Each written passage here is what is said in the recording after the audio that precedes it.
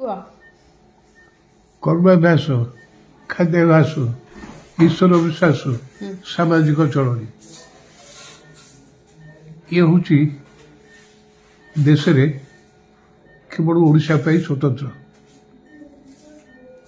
ଓଡ଼ିଶା ସହିତ କିଛି ପରିମାଣରେ ସାମଞ୍ଜସ୍ୟ ଅଛି ପଶ୍ଚିମବଙ୍ଗଳା, ନହେଲେ ସାରା ଭାରତ ବର୍ଷରେ ଓଡ଼ିଶା ପଶ୍ଚିମବଙ୍ଗଳା ଏ ଦୃଷ୍ଟିରୁ ଏକ ଭିନ୍ନ।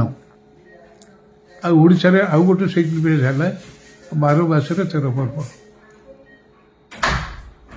ଆଗେ ଓଡ଼ିଶାବାସୀଙ୍କର ବୃତ୍ତି ହେଉଛି କୃଷି, ସଂସ୍କୃତି ହେଉଛି ଜଗନ୍ନାଥ ସଂସ୍କୃତି। ଏଇ ଜଗନ୍ନାଥ ସଂସ୍କୃତିରେ ଚାଷୀମାନେ ଅନାଦି କାଳରୁ ଯେତେବେଳେ ଆଦିବାସୀମାନେ ଚାଷୀ ଆରମ୍ଭ କଲେ, ଧାନ ଚାଷର ଜନ୍ମସ୍ଥାନ ହେଉଛି ଓଡ଼ିଶା। ତ ଆଦିବାସୀମାନେ ଯେତେବେଳେ କୋରାପୁଟ ନବରଙ୍ଗପୁର ଅଞ୍ଚଳରେ ଜଙ୍ଗଲରୁ ଧାନ ଗଛକୁ ପାଇଲେ ଏବଂ ତାକୁ ବଢ଼ିକି ଦେଖିଲେ ସୁସ୍ୱାଦୁ ଲାଗୁଛି, ସେଇଦିନୁ ଚାଷ ହେଲା ପୁଣି ଚାଷ। ତେଣୁ କୁହାଯାଏ ଧାନର ଜନ୍ମସ୍ଥାନ ହେଉଛି ଓଡ଼ିଶା। ତେଣୁ ଏତେ ଜନ୍ମସ୍ଥାନ ଓଡ଼ିଶା ଏବଂ ସେମାନେ ନିଜ ଅନୁଭବରୁ ଚାହିଁଲେ ଯେ କେବେ ଧାନ ବୁଣିଲେ ଭଲ ହେବ। ଖରାଟିଏ ହଳ କଲେ, ଅକ୍ଷୟ ତୃତୀୟା ଦିନକୁ ସ୍ଥିର କଲେ ସେଇଦିନ ମୁଠି ଜାଣିବେ, ଅର୍ଥାତ୍ ସେଇଦିନ ବିହନ ବୁଣିବେ। ସେଦିନ ଅକ୍ଷୟ ତୃତୀୟା ଦିନ ସକାଳୁ ଲଙ୍ଗଳ ନେଇକି ବିଲକୁ ଯାଆନ୍ତି, ହଳ କରନ୍ତି, ଖରାବେଳକୁ ଫେରନ୍ତି, ଗାଧେଇକିରି ପଖାଳ ଖାଆନ୍ତି। ତାପରେ ଉପରବେଳାକୁ କାନ୍ଧରେ ପାଣି ପକାଇ ଯାଆନ୍ତି ଜଙ୍ଗଲକୁ। କାହିଁକି ନା କେଉଁଠି ଫାଶୀ କାଠ ଅଛି, ସେ କାଠ କାଢ଼ି ଆଣିଲେ ଜଗନ୍ନାଥଙ୍କର ରଥ ତିଆରି ହେବ। ତେଣୁ ଅକ୍ଷୟ ତୃତୀୟା ଦିନ ମୁଠି କରନ୍ତି, ଧାନ ବୁଣା ହୁଏ। ସେଇଦିନ ଜଙ୍ଗଲରୁ ଜଗନ୍ନାଥଙ୍କ ରଥ କାଠ ଆସେ। ଇଏ ସିଗ୍ନିଫିକେନ୍ସ ଅନ୍ୟ କେଉଁ ଜାଗାରେ ନାହିଁ। ରଥ ତିଆରି ହୁଏ ଏବଂ ସେଇ ଅକ୍ଷୟ ତୃତୀୟା ଗଲା ପରେ ଆସେ ପଣା ସଂକ୍ରାନ୍ତି। ପଣା ସଂକ୍ରାନ୍ତି ପରେ ଆସେ ରଜ ବେଳେ ଝିଅମାନେ ଗୀତ ଗାଆନ୍ତି, ବର୍ଷ ଗୀତରେ ଆସିଛି ରଜଲ ଚାଲ ହବା ସଜବାଜ। ବୋହୂମାନେ ଦେଖନ୍ତି ମନସ୍ତେ ଡାକିଲା ଗଜ, କେଉଁ ରାଇଜରୁ ଆସୁଛି ରଜାଲ, ଚାଲ ବାଇଦ ବୋଝା ବୋଝ।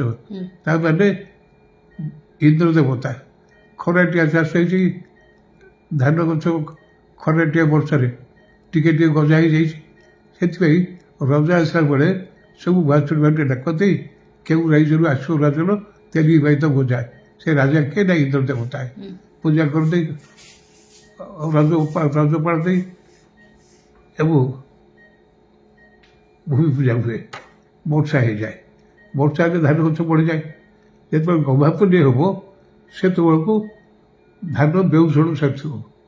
ଗହ୍ମାପୁନେଇ ଦିନ ଚାଷୀ ଲଙ୍ଗଳ ଧୋଇକିରି ସଜାଡ଼ି ରଖିବ, ବଳଦକୁ ଧୋଇ ଗାଧେଇ ଦେବ, ତା ମୁଣ୍ଡରେ ରଙ୍ଗ ଲଗାଇବ ଏବଂ କୁଲା ଦେହରେ ଏଣ୍ଡୁରି ପିଠା ଖାଇକି ଦେଇ ବଳଦକୁ ପୂଜା କରିବ। ଗହ୍ମାପୁନେଇ ହେଉଛି ଜଗନ୍ନାଥଙ୍କ ବଡ଼ ଭାଇ ବଳରାମଙ୍କ ଜନ୍ମଦିନ। ତାପରେ ପଣା ସଂକ୍ରାନ୍ତି ଆସିବ। ବୋହୂ ଭୁଆସୁଣୀମାନେ ଆନନ୍ଦରେ ବୁଲିକି ଯେମିତି ସାଧାରଣ ଭାବରେ ଗୋଟେ ଆମର ପରିବାରରେ ନୂଆ ବୋହୂଟି ଆସିଛି ବାହା ହେଇକରି, ସେମିତି ଗର୍ଭବତୀ ହେଇଗଲା, ଶାଶୁ ଗୋଡ଼ ତଳେ ଯାଆନ୍ତି, ସେ ବୁଲିକିରି ବ୍ରାହ୍ମୀ ଶାଗ ଯୋଗାଡ଼ କରେ, ତାକୁ ବୋହୂକୁ ଖାଇବାକୁ ଦେଲେ ତାର ନାତିକି ନାତୁଣୀ ବୁଦ୍ଧିଆ ହେବେ, ଭଲ ଖାଦ୍ୟ ଦିଏ, କିନ୍ତୁ ବୋହୂର ଦେହ ଭଲ ହେଲେ ଯେମିତି କରନ୍ତି। ସେମିତି ଧାନ ଗଛ ଯେତେବେଳେ ଥୋଡ଼ ହେଇଯାଏ, ଗାଁର ବୋହୂମାନେ ଭୁଆସୁଣୀମାନେ ଲକ୍ଷ୍ମୀ ଠାକୁରାଣୀ ପୂଜା କରନ୍ତି। ଲକ୍ଷ୍ମୀ ପୂଜା କରି କ'ଣ କହନ୍ତି, ଏଇ ଭାଇ ଲକ୍ଷ୍ମୀ ଠାକୁରାଣୀ ଆମ ଧାନ ଗଛ ଗୋଟେ ବଡ଼ ଗର୍ବ ହଉ, ବଡ଼ ଗର୍ବ ଭଲ ଧାନ ବଡ଼ କେଣ୍ଡା ଇଏ କଲେ ଗର୍ଭଡ଼ା ଶିଖନ୍ତି। ତାପରେ ଆସିବ କୁମାର ପୂର୍ଣ୍ଣିମା। କୁମାର ପୂର୍ଣ୍ଣିମା ରଡ଼ି ଫୁଲ ପୁଣି ଜହ୍ନ ପଡ଼ିଥିବ। ସେତେବେଳେ ଗାଁର ଅରୁଣା ଝିଅମାନେ ସନ୍ଧ୍ୟାବେଳେ କାଦୁଛନ୍ତି, ଫୁଲ ଗୌଡ଼ ଗିଳି ଗୀତ ଗାଉଥିବେ ଏବଂ ରଡ଼ି ଫୁଲ ପୁଣି ଜହ୍ନ ପଡ଼ିଥିବ। ମନେ ମନେ ଚନ୍ଦ୍ରକୁ ଡାକୁଥିବେ, ଜହ୍ନ ବାବୁ ତୋରି ଭଳିଆ ଗୋଟେ ସୁନ୍ଦର ବର ଆମକୁ ଦେ। ଏବଂ ବିଆଳି ଧାନ କଟା ସରିଥିବ, ବାଡ଼ିରେ ଖଳା ଶୁଖି ରହିଥିବ, ଦାଣ୍ଡରେ ବେଗଳା ପକାଇ ସେ କୁଟା ଗଦା ବୁଣା ହେଇଥିବ। ଝିଅମାନେ ଯେତେବେଳେ ଖେଳିବେ, ଫୁଲ ଗୌଡ଼ ଗୀତ ଗାଇବେ, ଗାଁର ପୁଅମାନେ କ'ଣ କରିବେ, ସେ କୁଟାକୁ ନିଜ ଦେହରେ ବୋଡ଼ି ହେଇକି ବାନ୍ଧିକିରି ପାଳ ଭୂତ ହେଇକରି ତାକୁ ଡରେଇବେ। ବିଲଣ ଭାଇ ଭଉଣୀଙ୍କ ସମ୍ପର୍କ। ତାପରେ କୁମାର ପୂର୍ଣ୍ଣିମା ଆସିବ, ଡଙ୍ଗା ଭାସିବ, ଆକାଶ ହୁଏ ଗାଇବେ ଏବଂ ପୂର୍ବପୁରୁଷକୁ ସ୍ମରଣ କରିବେ। ସିଏ ଗଲା କାର୍ତ୍ତିକ ପୂର୍ଣ୍ଣିମା। ମାର୍ଗଶିର ଆସିଲେ, ମାର୍ଗଶିର ମାସ, କାର୍ତ୍ତିକ ମାସ ହେଉଛି ଧର୍ମ ମାସ। ସେତେବେଳେ ଓଷା କରନ୍ତି ଝିଅମାନେ, ବୋହୂମାନେ, ଯାହାକୁ ବଡ଼ ଓଷା କୁହାଯାଏ। ଏବଂ ପରବର୍ତ୍ତୀ କାଳରେ ଆସିବ ମାର୍ଗଶିର ମାସ।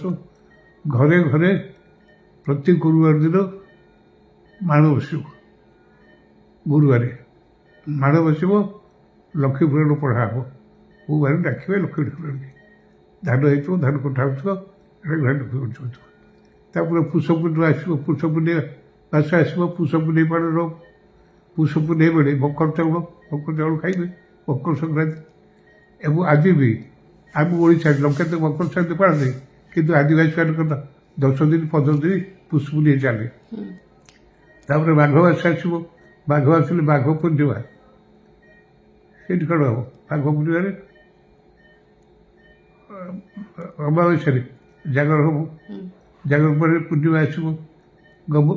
ମାଘ ପୂର୍ଣ୍ଣିମା ଅଗ୍ନି ଦେବତାଙ୍କୁ ପୂଜା ହେବ। ବଡ଼ ଘର ହଉ, ଗରିବ ଘର ହଉ, କେଉଁଠି ବିଡ଼ାଇ ଛଡ଼, କେଉଁଠି ଗୋଛାଇ ଛଡ଼ ନେଇକରି ଗାଁରେ ଏକାଠି ଗୋଟେ ଜାଗାରେ ପକାଇବେ। ଅଗ୍ନି ସଂଯୋଗ କରି ଅଗ୍ନି ଲଗାଇବ, ଅଗ୍ନି ଜଳିବ। ଅଗ୍ନି ଯେତେବେଳେ ସବୁଆଡ଼େ ସବୁ ଗାଁରେ ଜଳିବ, ସେତେବେଳେ ଆକାଶରେ ଯେଉଁ କୀଟ ପତଙ୍ଗ ଯେଉଁ ସବୁ ମରିବେ, ଆକାଶ ନିର୍ମଳ ହେଇଯିବ।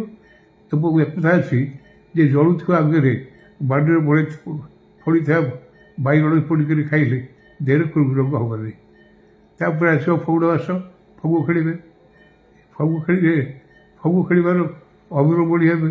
ଅବିର ବୋଳିବାର ଉଦ୍ଦେଶ୍ୟ ହେଉଛି ଯେ